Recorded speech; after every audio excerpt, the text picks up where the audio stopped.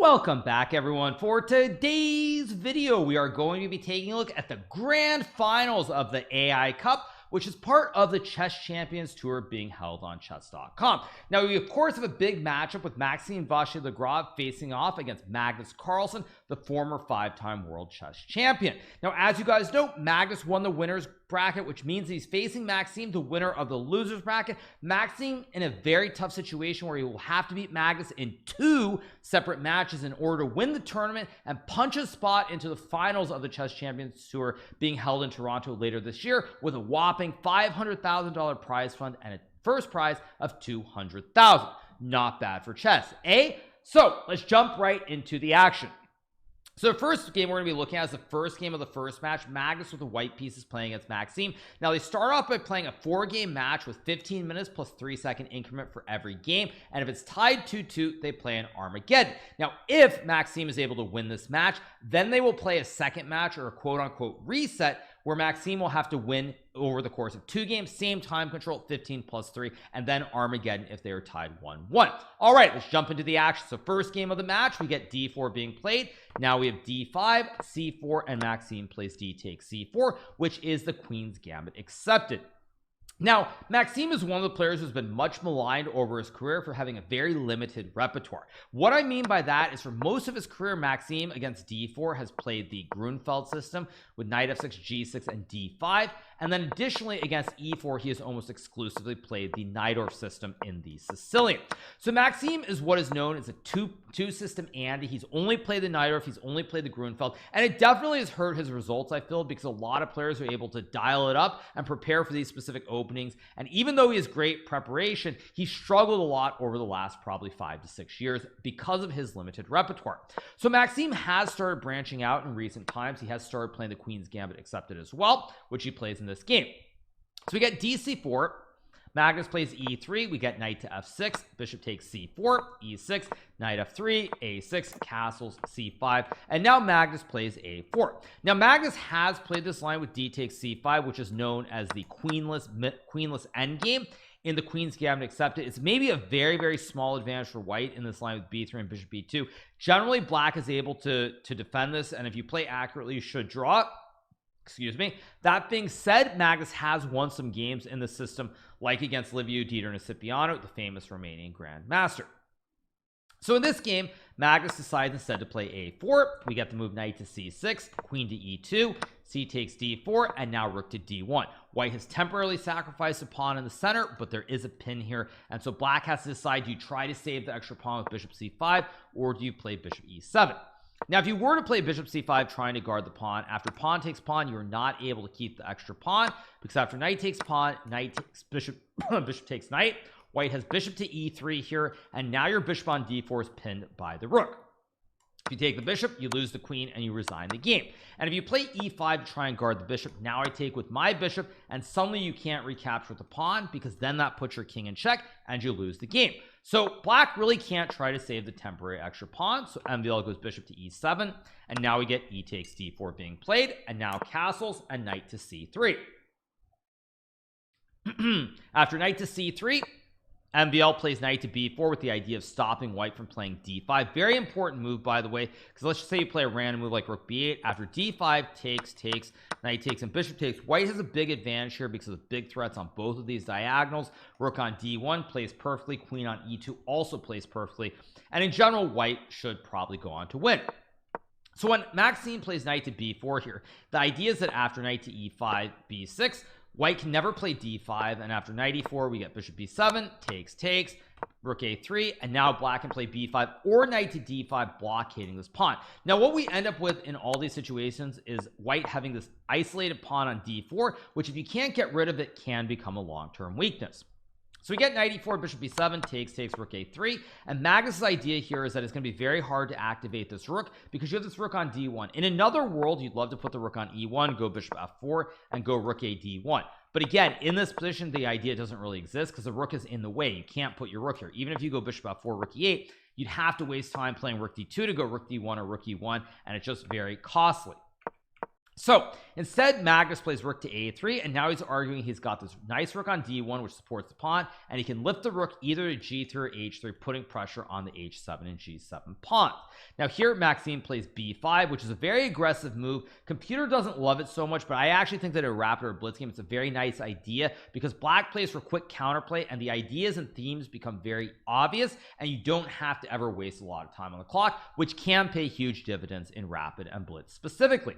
So we get b5, a takes b5, a takes b5, bishop takes pawn, not rook takes first, by the way, because after queen takes a8, bishop takes b5. Now you lose your pawn on g2 here because of the queen and the bishop. So we get bishop b5, queen to d5 here, threatening checkmate on g2 with the double A battery. We get knight to f3, which cuts off the mate threats, and now we get rook c8.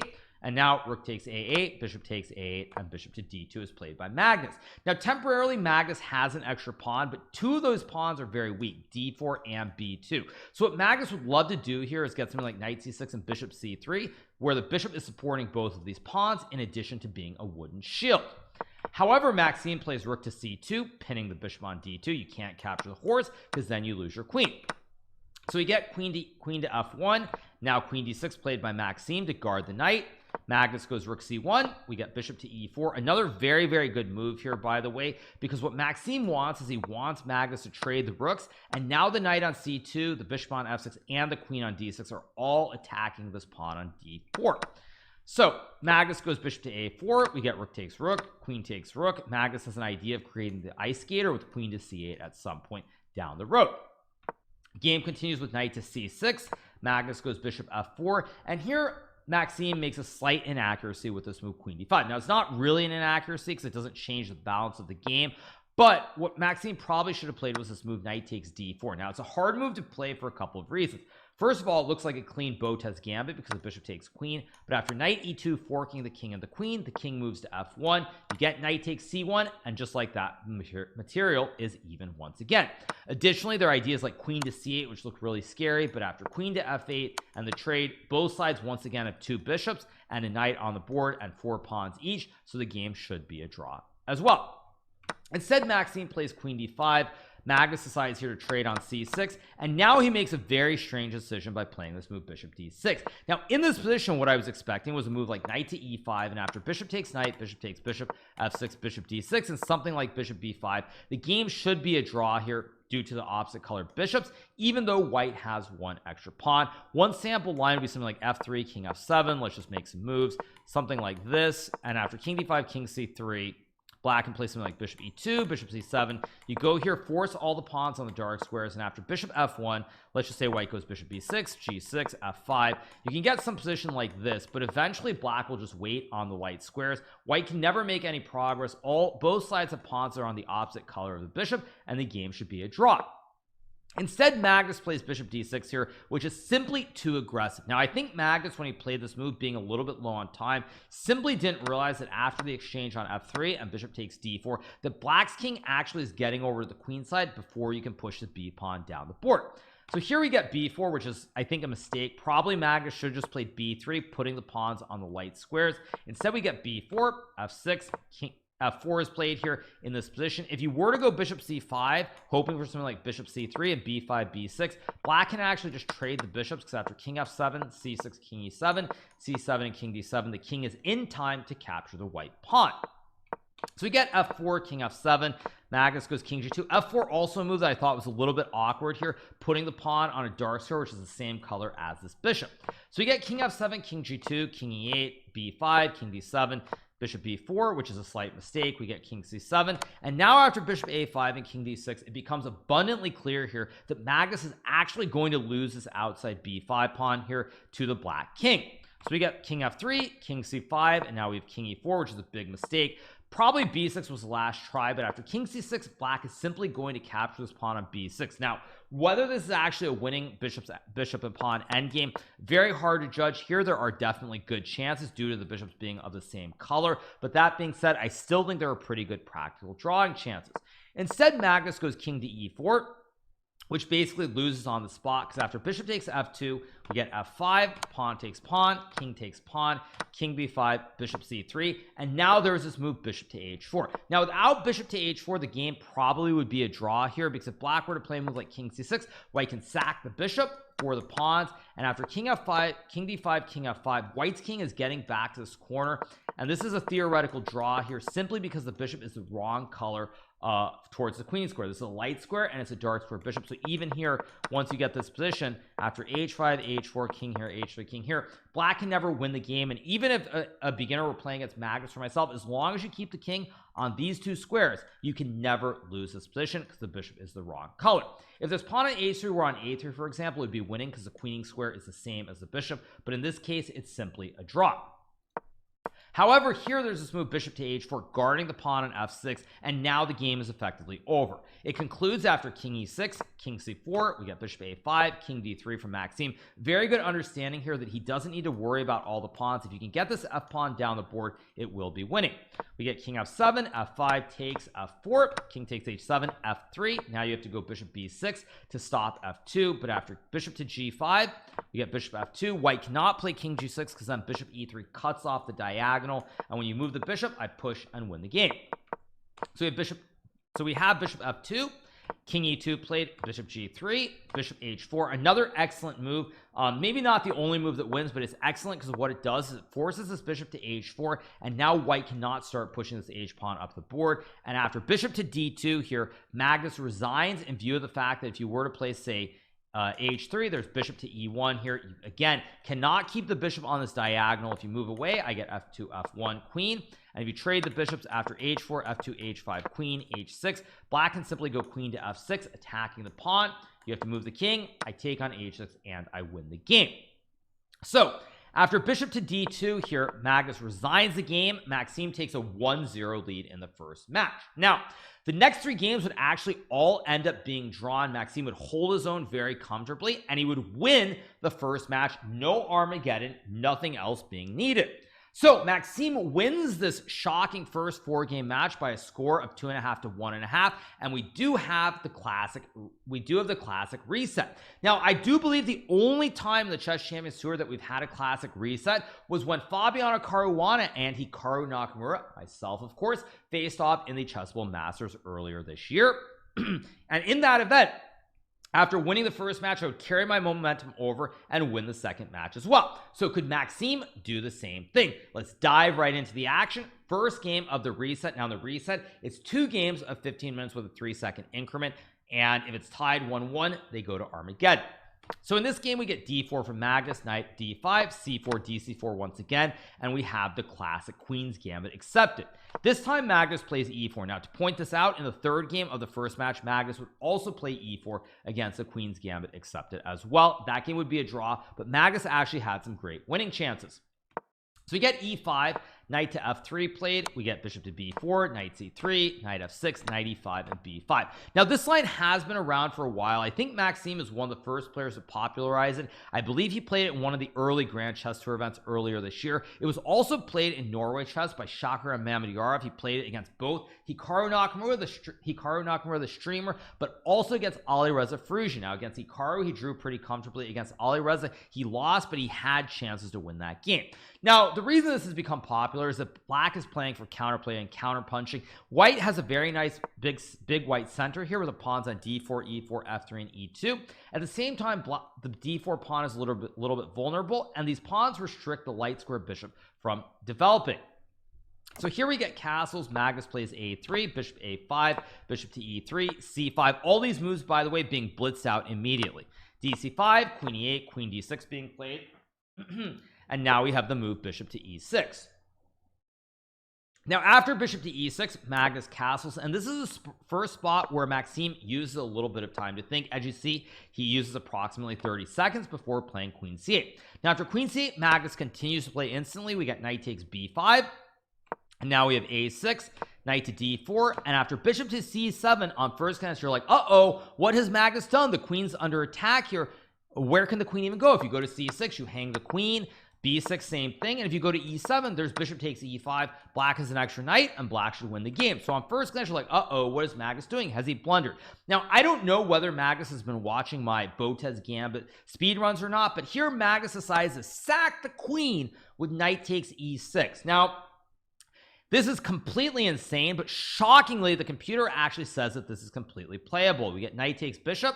Maxime decides to take the queen. We get rook takes bishop, pawn takes knight, and bishop takes c4. Now, when we look at this position, white has a bishop and 3 pawns here. 1, 2, 3, 4, 5, 6, 7, 8. 1, 2, 3, 4. White has a bishop and 3 pawns for a queen. Now, 6, in no world can 6 be equal to 9. But shockingly, the computer thinks this is playable because black's pieces are not developed here. Specifically, the rook on a8 and knight on b8 are not in the game. So here we get rook to e8, and now a very critical move c6 is played. Now after c6, it's very tricky for black to play for a couple of reasons. First of all, the knights are very tangled here. You have no squares on either d5 or d7. The white pawns restrict the knights, which harkens back to the old days. There was a famous French player by the name of Philidor who actually said that pawns are the soul of chess, and in this case the pawns are restricting the knights. And even though black has an extra queen, the computers think that this is fine for white. So here we get rook to e7 from Maxime, bishop b6, and it's also worth pointing out that at this point Maxime is still moving more or less instantly at this moment. So after bishop b6, Maxime sacks a horse with knight d7. We get pawn takes knight, knight takes pawn, and now knight c6 is played. And here Maxime blunders with rook e8 after a 12-second thing. Now again, it's very clear that up to this point both players are in their preparation, which is astounding considering that I don't believe this line has ever been seen before, although I believe the idea has been played by Jordan Van Forest, or maybe somewhere along these lines, so I haven't actually researched. But one of Magnus's seconds, Jordan Van Forest, has had a game in a similar position, if not the same position. So after knight c6, we get rook to e8, which is a mistake. Apparently the computer says king to h8 is the best move, and the reason is actually quite logical. If white plays bishop e3 like in the game, now black can move the knight to f8, still sacking the rook on e7, because if white takes the rook, you can take, and after king b1, queen c7, you attack both the knight and the rook, and you will win one of these two pieces. Additionally, here after knight f8, if you play a move like king b1, now you can slide the rook over to c7, and suddenly there's pressure on the knight on c6, as well as the bishop on c4, and I think even queen c7 might be good as well.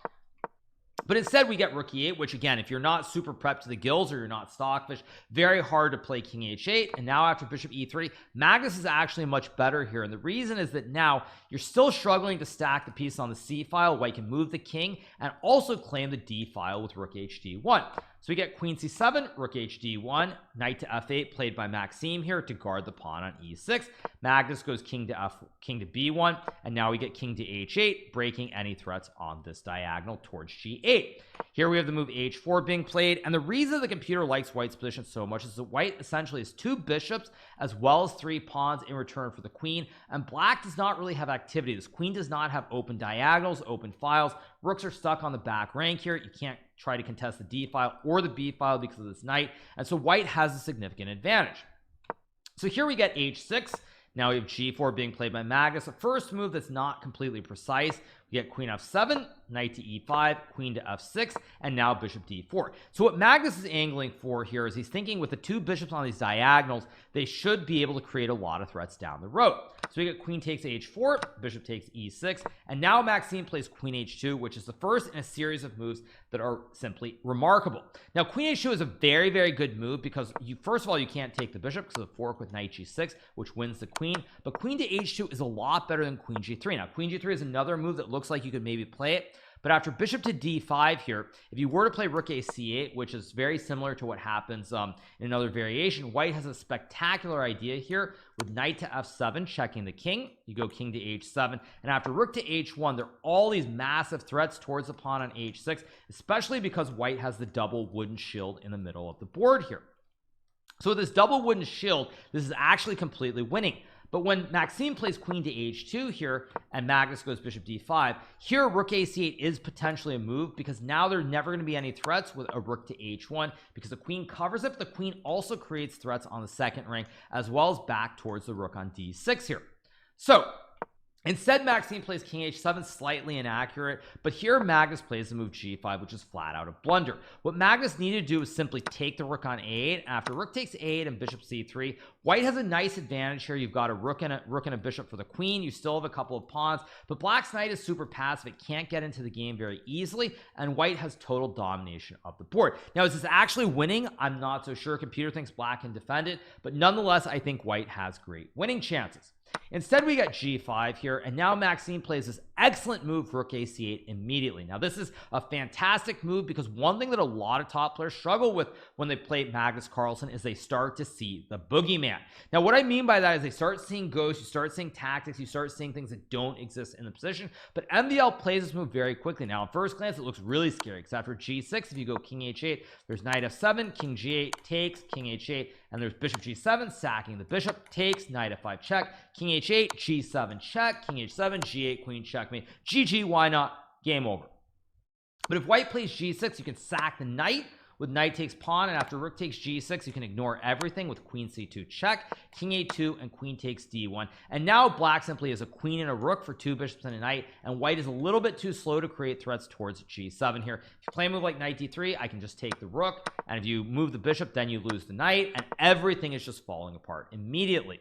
So here Magnus goes rook c6, MVL trades, and now I was doing live coverage on my Kick channel, and I thought that Maxime was going to play h5, h4, h3, and probably win the game. Now again, it's very easy with computers to be like, okay, why doesn't Maxime play h5? But nonetheless, this would have been winning the game, primarily because the biggest issue in this position where you have the bishops versus the queen is that white's pawn structure is very stable. So once black can play h5 and get a pass pawn that's just rushing down the board, white is simply lost here. One sample line is bishop f7 attacking the rook e6, you take, and after say bishop e3, you can simply go queen e2 attacking the rook and the bishop, and if bishop c3 is played, you can simply take the pawn on g5, you can even go h4 h3, and all roads lead to Rome.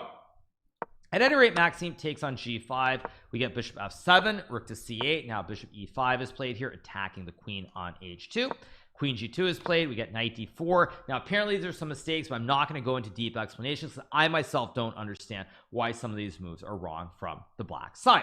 So here we get g4, logical move, pawn takes pawn, and now apparently knight to d7, bishop d6, and knight b6 is winning because you're using the knight and is jumping into the fray. But again, very hard to find with little time on the clock, and especially for someone who's not rated 3500.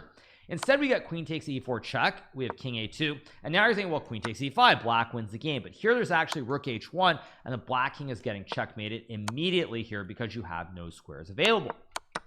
So we get rook to d8, rook f1 played by Magnus, a very, very tricky move here, as I mentioned in my live commentary, because white has a very simple threat. Again, black cannot sack the rook for the bishop and the knight because of checkmate, and here white has a nasty threat that if you play a move like a5, you can go knight to f3, threatening knight g5, forking the king and the queen, but also it cuts off the h1 square from the queen. So now you're just threatening to go rook h1 as well, and white is simply going to win. So here MVL plays queen g2, Magnus plays rook f5, we get g6, stopping rook h5 mate, rook to f6 played here, and now queen takes g4 played by MVL. Now here Magnus blunders the game with knight to f3, which loses on the spot.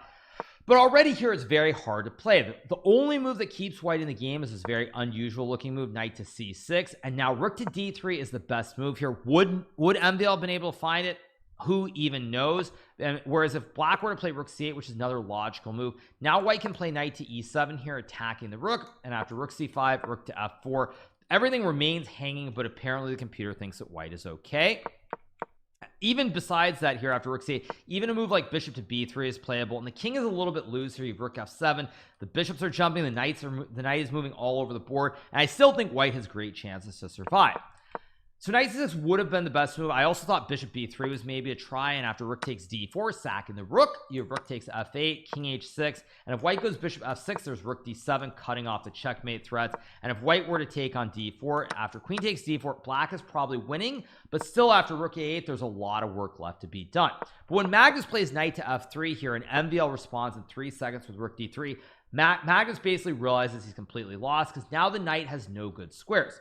If you go to e1, there's rook to e3, attacking the bishop and the knight. You can't move the knight to guard the bishop here because the rook will capture it. And if you play bishop c3 to guard the knight, I sack the rook with rook takes bishop, pawn takes, and queen e2, which wins the knight and wins the game. Additionally, if you go knight d4, which is another move, I just sack the rook again, and now because the pawns on g6 are no more threats of checkmate on the h file, and a queen and knight are much more powerful than a rook and a bishop. So after rook d3, Magnus plays bishop d5, MVL takes, we get rook f7 check, not rook takes f8 by the way, because then you sack the rook for the bishop, knight takes e5, and queen e6 check would win the knight, and then you push the g pawn and win the game.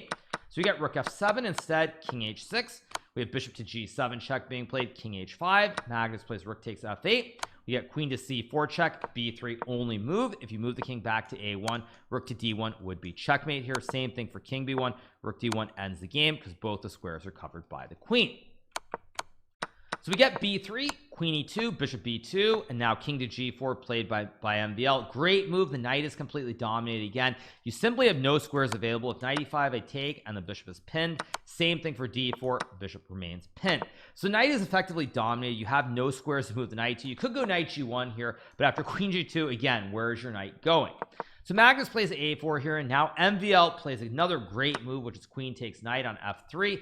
Fantastic, sacrificing the queen for the rook and knight. Now computer might not think it's a top line, but it ends any counterplay from Magnus. Now there will be no tricks, and the game ends very shortly after rook takes queen, king takes rook, b4, g5, king b3, g4. We get king c4, king to e4. Excellent move, guarding the rook and preventing bishop d4, stopping the g pawn from running down the board. We get b5, trade. Maxime pushes the p with g3, b6, g2, b7, and after rook to d8, Magnus Carlsen resigns the game here because the rook stops the pawn from queening. The rook also covers the d4 square, so black is going to get a queen on the next turn unless you play bishop d4, but I can take with check, go back to d8, stop the pawn, and get a queen anyway.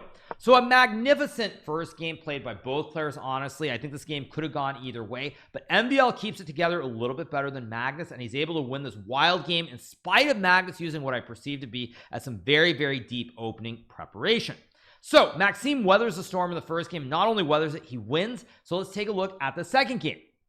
Now in this game, this is a must-win situation now for Magnus with the black pieces. If he does not win this game, Maxime Vachier-Lagrave will win the second match, winning both matches, winning the 30,000 grand prize, and going for the grand finals in Toronto in December. So Maxime plays e4, Magnus plays c5, knight f3, e6. We get d4, takes, and now Magnus plays a6, essaying the classic con system within the Sicilian defense. Here we get c4 from Maxime, knight f6, knight c3, and queen c7. Now after a3, we get b6 being played. Now one thing that I remember is I don't know if it was last year or the year before, but I played a match against Magnus in one of these online events where I won a very nice first game with the black pieces, but then in the second game, Magnus actually decided to play one of these hedgehog sort of setups where you get the pawns on d6, e6, b6, and a6. I was winning in that game, but Magnus was able to trick me with some kingside counterplay and win to even the match. So Magnus has a lot of experience in some of these setups. So here we get bishop d3, bishop b7, castles, and now bishop d6 played. You could go d6, but here you have the hedgehog, but white has this nice Maroxy bind structure with the pawns on c4 and e4. So here we get bishop d6, f4, bishop c5, bishop e3, knight c6, knight c2, retreating the knight and guarding the bishop. Magnus goes d6, we get queen d2, castles, rook a e1, and now knight g4 played by Magnus. An excellent move here, forcing Maxime to trade the bishops off or give Magnus the two b's. So we get bishop c5, dc5, opening up the d file while intending to jump with the knight. We have e5 being played here to create space for a knight jump to e4 and d6. Magnus goes rook d8, we get queen e2, knight to h6, and now the move rook to d1 is played, guarding the bishop. Now Maxime has made some mistakes here. The first big mistake is that he's played this move queen to d2, and then he eventually goes queen to e2. So he goes 1-2, and he also played rook a e1, and now he goes rook d1. So he played rook a e1, rook d1, queen d2, queen e2. So Maxime has wasted 4 tempi on these two moves, where it should have taken him 2 moves instead of 4. Nonetheless, the position is still relatively okay. Magnus plays knight d4, we got the knight swap, knight to e4, and now knight f5 played here, intending to go for knight e3 with the bastion and the fork of these two rooks. Here MVL plays rook to f3, and now Magnus takes on e4. Now knight to e3 on first glance looks like a good move, but white can go for a brutal kingside attack with knight to f6 check. If you take the knight after bishop takes h7, white is completely winning. If you go king h8, there's rook g3 with the idea of queen h5, and something really bad is going to happen on the g and the h files. Additionally, if you take the bishop here, I can go rook to h3. If king g6, I have queen h5 and queen h7 mate. And when you go king to g7 here, now I can play queen to h5, threatening to mate you on h7. If you go rook g8, queen h6 is mate. And after rook to h8, I take the pawn. If you go back, it's checkmate on h8. And if you take the pawn, I have queen g5, which is also checkmate. So we get bishop takes e4 instead. Bishop takes, knight to e3 played. Now Maxime here uses a bunch of time, I think. Maybe it's right here after bishop e4. Uses about 2.5 minutes before taking and blitzing out bishop takes h7, sacking the bishop. Now Maxime uses a lot of time. One thing that Magnus is generally very, very good at is sort of sensing when something is off or something is wrong.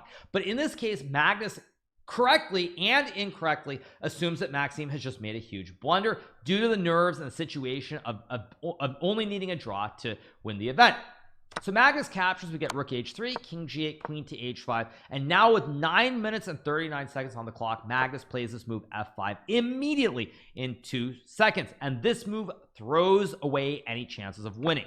The winning move here would have been f6 to create the escape square for the king so you don't get mated on the h file. And after queen h7, king f7, if white goes rook h6 here, you simply snatch the rook. And after queen g6, king e7, one big difference here is, let me just illustrate, if the pawn were on f5, this is checkmate in 1.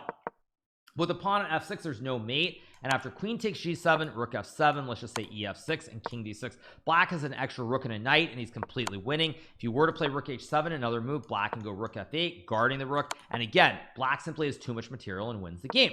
But instead, Magnus plays f5 immediately, just assuming that Maxime has blundered, but in fact, he has made the mistake. So after queen h7 check, king to f7, and rook to h6 here, black has no way to keep the game going. Black can draw the game, but there's no way of winning. Now, the best try would have been this move, king to e8, because after rook e6, king to d7, queen g6, you go knight takes d1, there's rook takes b6, king c8, and rook c6. And due to the black king being kind of open here down the road, let's say you were to take, and you got queen a6, there are all kinds of checks here with the queen, and white will be able to create a perpetual, but nonetheless, the show goes on.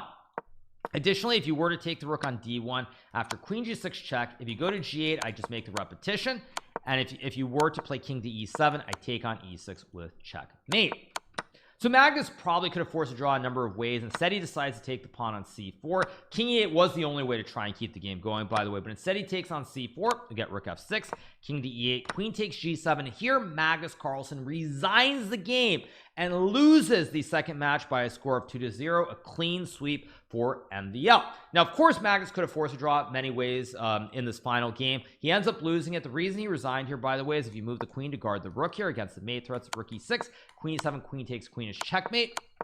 And if you were to trade the rook, the only other try after pawn takes, there's this mate on e7. Probably have to go here to stop the mate, but after f7, king d7, white queens with check, and then can just go queen f7. And with the double queens on the 7th rank, this is just GG immediately. So after queen takes g7, Magnus does resign the game, loses the second match 2-0. What that means is that Maxime Vachier-Lagrave goes wire to wire today. He wins both the first 4-game match of Rapid as well as the second reset match 2-0. Very, very impressive. Maxime winning 3 games, losing 0 games out of the 6. Magnus losing 2 matches, something that nobody thought would ever happen. But indeed, it does happen. And for the second time in Chess Champions Tour history, we do have someone emerging from the losers bracket and coming back to win the whole event. So overall, what that means is Maxime wins the $30,000, but more importantly, qualifies for the final of the Chess Champions Tour being held in Toronto from, I believe, December 9th to 17th of this year, where there will be a grand prize of $200,000 up for stake. Additionally, besides that, this gives Maxime some confidence. He is one of the players who I feel like has struggled a lot, probably more than anyone else in the pandemic and post-pandemic world. His classical rating has gone from about 2780 all the way down to 2727. He's now down to number 20 in the world. So hopefully this will give him some confidence as he approaches some serious classical tournaments coming up. At any rate, I hope you guys have enjoyed this recap from the final of this AI Cup, which is part of the Chess Champions Tour being held on chess.com. Make sure to smash that subscribe button if you haven't already, and I'll be back very soon with some more great YouTube only content. See you guys. Bye.